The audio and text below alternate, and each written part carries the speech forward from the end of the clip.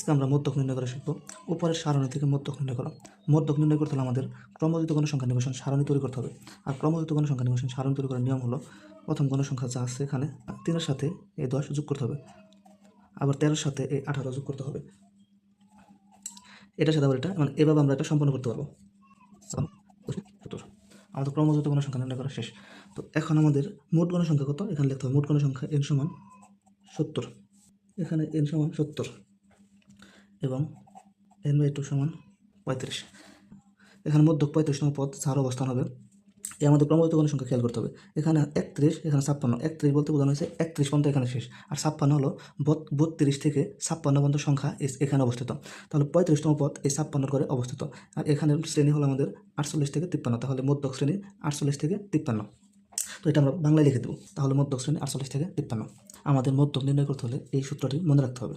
তো এখানে L, F C, H, F M বলতে কী বোঝায় এই পাশে আমরা লিখে দেবো। এল বলতে বোঝানো হয়েছে মধ্যক শ্রেণীর নির্মসীমা। তাহলে এখানে এল সমান মধ্যক শ্রেণীর নির্মসীমা হলো আমাদের 48। n/2 সমান আমরা পাইছি 32। এফসি সমান হলো আপনার সর্বোচ্চ গণসংখ্যার আগের ক্রমযুক্ত গণসংখ্যা। সর্বোচ্চ গণসংখ্যার আগের ক্রমযুক্ত গণসংখ্যা হলো এফসি। তাহলে এখানে এফসি সমান 31।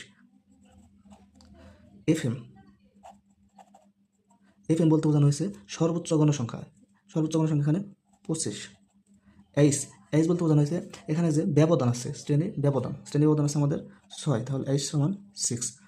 এখন এই মানগুলো আমরা এই সূত্রে বসিয়ে ক্যালকুলেশন করলে আমরা মধ্যক পেয়ে যাব। তাহলে n/2 সমান পেয়েছি আমরা 35 মাইনাস এফসি সমান পাইছি আমরা 31 ইন্টু এইচ সমান পাইছি আমরা 6, এফএম সমান 25।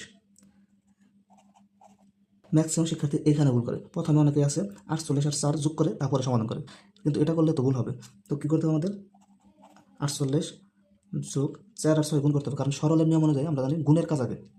4 6 24/25 সমান 48 যোগ এটা ভাগ করলে হয় 0.96 সমান 48.96। এটা হলো আমাদের অ্যান্সার। আশা করি বুঝতে পেরেছেন।